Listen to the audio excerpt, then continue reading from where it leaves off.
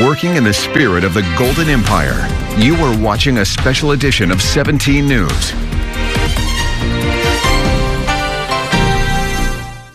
Good evening and thanks for joining us in this special edition of 17 News. I'm Cecilia Trevino. Over the next 30 minutes, we're celebrating the unique voices and experiences of Latino Americans here in Kern County and across the nation. We begin with ranch life, which is a big part of Mexico's culture, but sometimes you just need a little push to start the day in a good mood. Here's a morning eye-opener that's as organic as it gets. Bright and early as the sunrise comes up, many ranchers are on their way to work, but not without having a pajarete first. Le preparo su vaso. Typically made with goat's milk and cane alcohol, some people add sugar, chocolate, even coffee to their pajarete. Some even light it on fire for a special taste. Here in Rancho Mil Amores, Thousand Loves Ranch in English, people stop by to have a cup or two. I was young, but when I started drinking them, I was about 19 years old. Valentín Caballero owns Rancho Mil Amores. Born in Mazamitla, Jalisco, pajaretes have been a morning ritual in Caballero's family of ranchers for generations. A drink that claims its origins in the rural communities of Jalisco in central Mexico, a tradition he brought by chance to Bakersfield.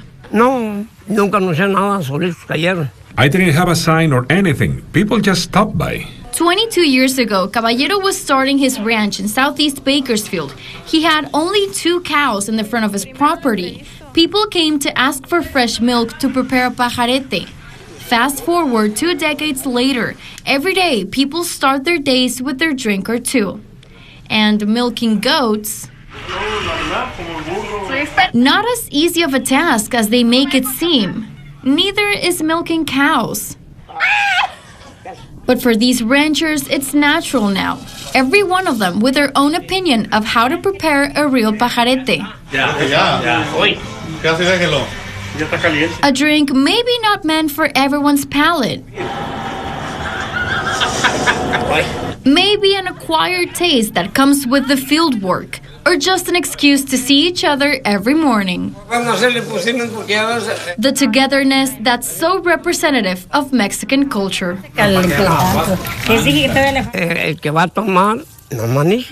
But always remember to not drink and drive. Still ahead on this special edition of 17 News, Cal State Bakersfield holds its first Chavez WTA Leadership Conference, inspiring the next generation of Latinos in Kern County. Plus this. This is a building where Cesar and so many other leaders of the farm worker movement actually used to work. It's a place rich in history. Tonight, we give you a tour of the Cesar Chavez National Monument like you've never seen before. That's coming up after the break.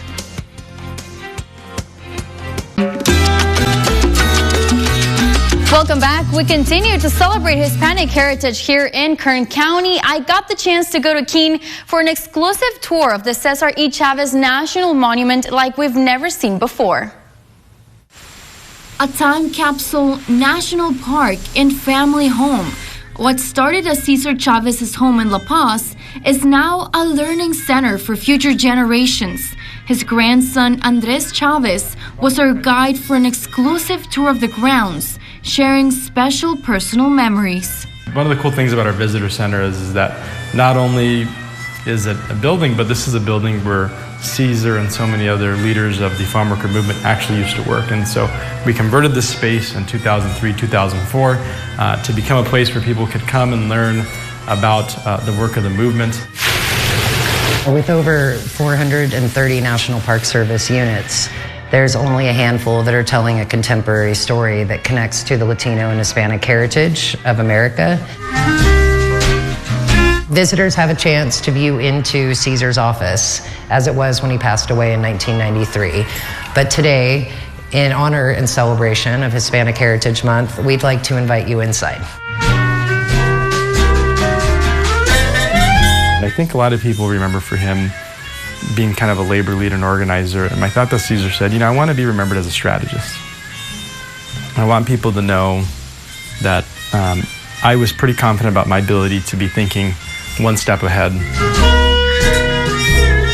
I like to picture Cesar sitting here in this ergonomic chair before ergonomics was a thing, because it was the only chair he could sit in comfortably because his back was so bad from working in the farms. And then turning on one of these tapes, and it's a surprise to think, and everybody that comes here, they're like, well, what kind of music did he like? And he loved big band jazz.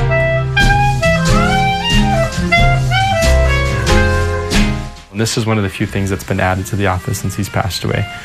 But in 2012, President Obama came to the site to proclaim it a national monument, and he wanted to write a little letter to Helen, Cesar's wife, my grandmother. Si se puede. So he entered the Navy shortly after World War II, 18 years old, 17, 18 years old. I thought there was a patriot. He loved this country. This was the country that gave him the opportunities that he had. When I talk about his patriotism, I think it took place in two different ways. One was through his advocacy and activism, wanting to make this country the best version of itself, but also through his willingness to go and protect and serve this country. In 1971, federal agents uncovered a plot to assassinate Cesar, and they wanted the UFW union, who took steps to improve security.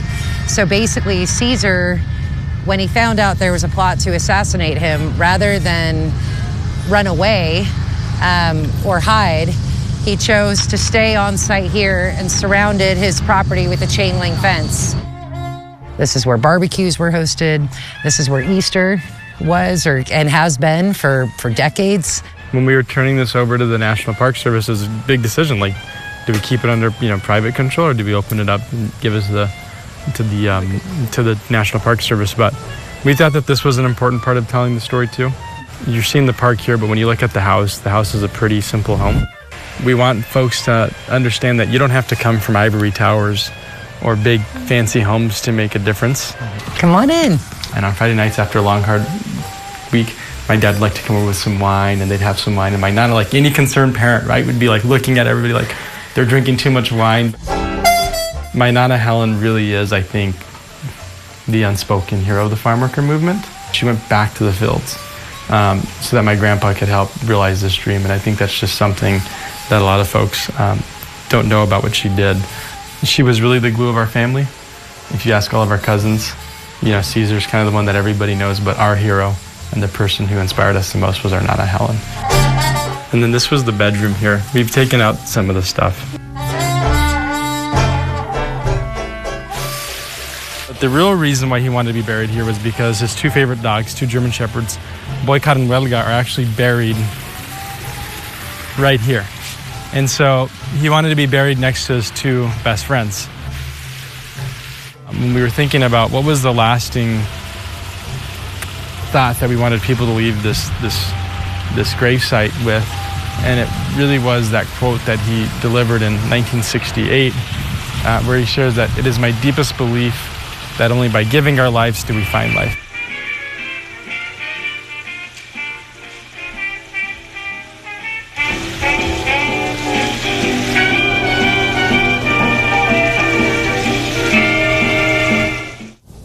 Back here in Bakersfield, the first ever Chavez WTA Leadership Conference was just held at Cal State Bakersfield. The goal, equipping the next generation of leaders with the skills and cultural awareness to make an impact in their community. Yet so many in Kern County still struggle to this day with acknowledging that legacy. But not today, and not as it should be. President Vernon B. Harper Jr. says the time is now for everyone to know the legacy Cesar Chavez and Dolores Huerta built for this community at the first edition of the Chavez WTA Leadership Conference. They still see us as others, see us as different, and yet we are Americans. We are here contributing every day to our communities, in our schools, in our workforce, and we are leaders. Mildred Garcia is the first Latina to lead a statewide 4-year public university system. Latina leaders continue opening the way for the next generation. There's not a lot of people who look like me when I walk into particular rooms, and so I have to walk in with the confidence of knowing that I belong belong there. And that has taken a long time to build that confidence, but here we are. And I think a big part of what's allowed me to be successful is being authentically and unapologetically myself. For Haley Hernandez, first one in her family to attend university, it's important to meet Latinas in higher education. We still have further we can go. I think there's always room for improvement. I don't think that we'll ever be where we could be as high as we could be. Born in Mexico, Stephanie Delgado is set to become the first in her family to get a master's degree. We obviously were at the same level as anyone else. We're first gen, but we have to prove to other little kids around us that we are capable of also being here. Se puede. Muchísimas gracias. Thank you. In honor of Hispanic Heritage Month, a Las Vegas organization honoring a labor leader's legacy with a one-of-a-kind gift. Ozzy Mora reports on Cesar Chavez's message of opportunity. Cesar Chavez was a person that was about helping people, bringing people together to make things more equitable. Chavez also leading people to a life they deserve, says Andres Contreras. An individual that is very much near and dear to Chicanos por la Causa.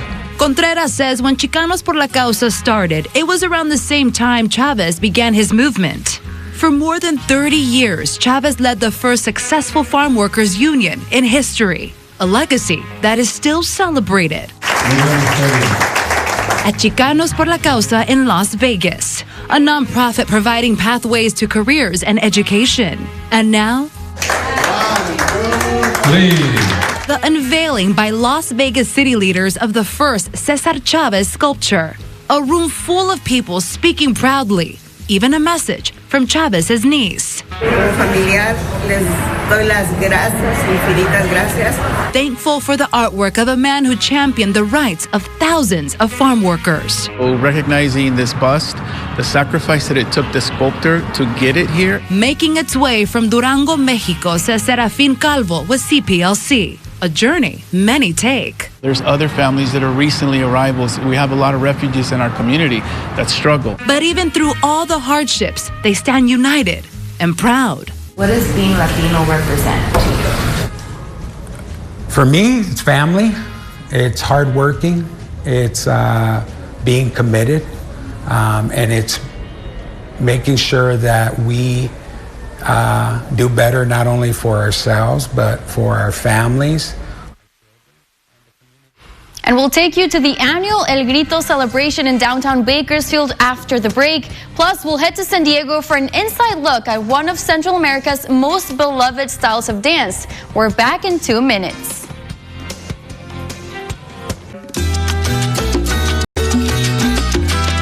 Welcome back to another special edition of 17 News. The 13th annual El Grito Mexican Independence Day celebration was held last month in downtown Bakersfield at the Liberty Bell. Admission was free, but the celebration honors the freedom of the Mexican people that comes at the highest cost. Here's 17's Rob Hagan.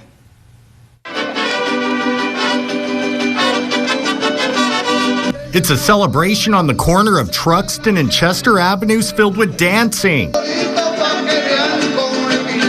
and mariachi music that'll make your heart sing. It's filled with food so good, it'll make you cry for more. It's filled with tradition. Meet La Katrina Picasso. She represents the Day of the Dead every November 2nd. Her job is to bring back our loved ones to come and visit us. So she guides our loved ones to visit us through smells of marigolds. So she doesn't speak, but while she's bringing our loved ones here to us, she kind of just sticks around, and then once the day's over, she takes our loved ones back to their world. But most of all, this Mexican street festival's filled with pride because it's more than a celebration in front of the downtown Liberty Bell. It's a statement. The Mexican people are free. Every year on September 15th at 11 p.m., the President of Mexico stands on the balcony of the National Palace in Mexico City and rings the same bell that rang in 1810 that started the Mexican War of Independence from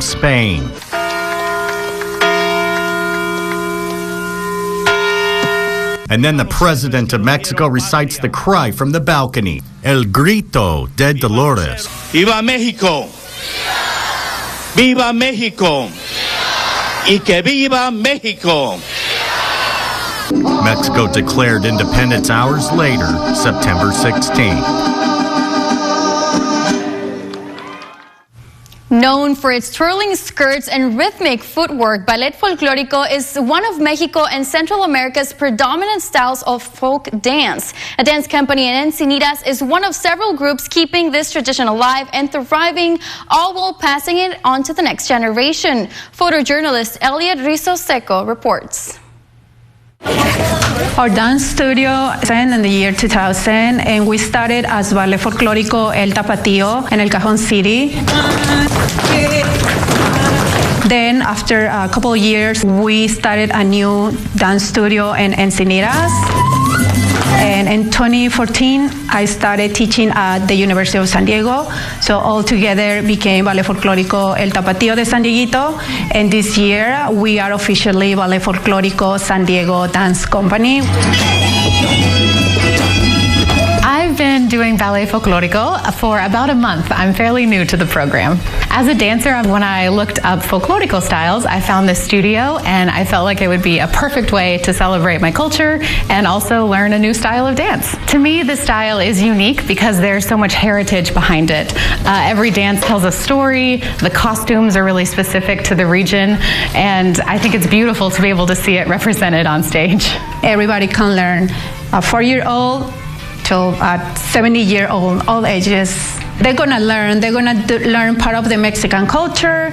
They're gonna experience the beauty. They're gonna develop self-confidence on stage, and they're gonna feel how people embrace our folklore and how they value. We participate with other communities, ballet folclóricos. Every year there's a big event where like 50 ballet folclóricos get together and we just expose our art to the audience.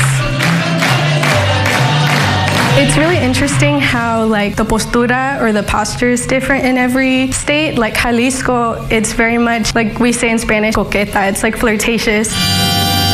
Jarabe Tapatío, it's a dance where two couples dance together and like they're in love.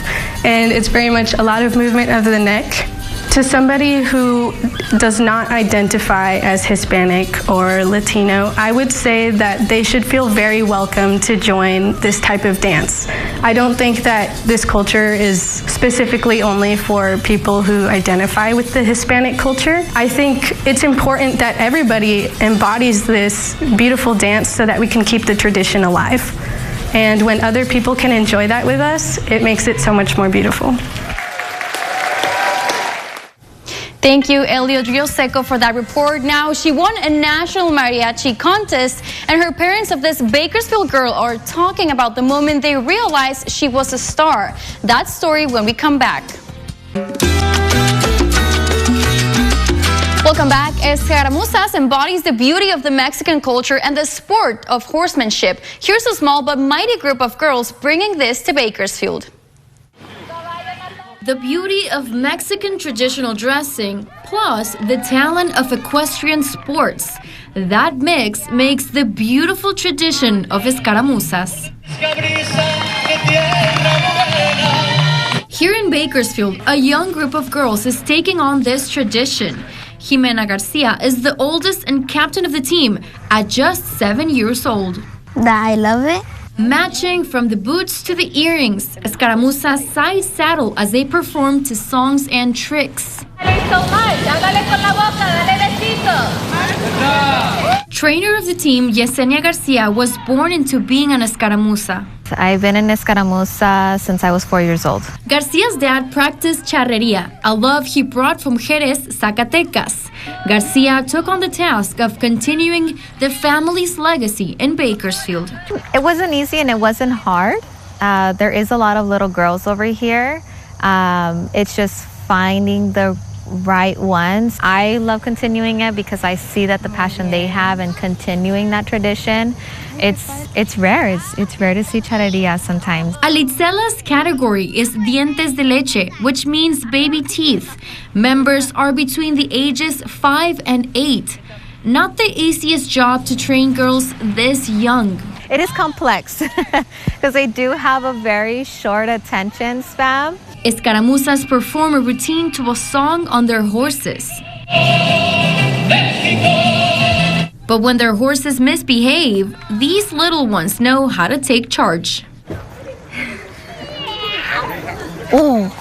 At the end of their practices, Alitzelas are allowed to do a game, bringing some fun into their practice and bringing out their competitive side too. Go, Kenny, go! Go, Kenny, go! Go, Kenny, go! A tradition that welcomes anyone. Don't be afraid to try. You can always start whenever, even if your family wasn't in charreria before or doesn't have that type of experience or that exposure. You can always start at any time. It's never too late. Cecilia Trevino, 17 News. A young Bakersfield girl who won a national mariachi singing competition is making a name for herself, and she's got the voice to prove it.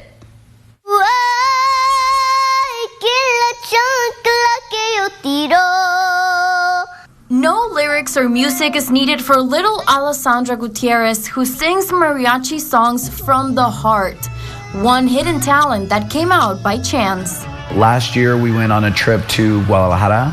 I kind of bribed her. I said if you sing with a mariachi while we're out there, that would give you $100. We went to a restaurant, there was a mariachi there, and I called him over, and then this one grabs a chair, stands up on it, and just goes to town. Just a year after that, Alessandra was competing at a national level.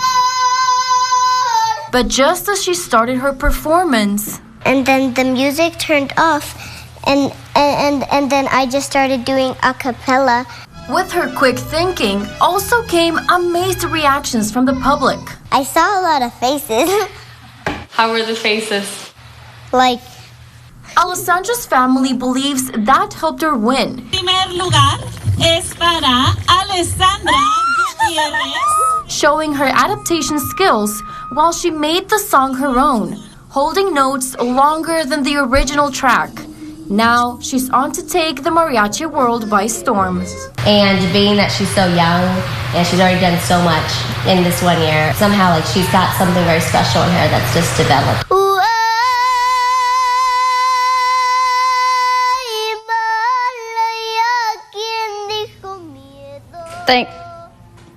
Thanks for joining us for this special edition of 17 News celebrating Hispanic heritage. NBC Nightly News is next. Have a good night.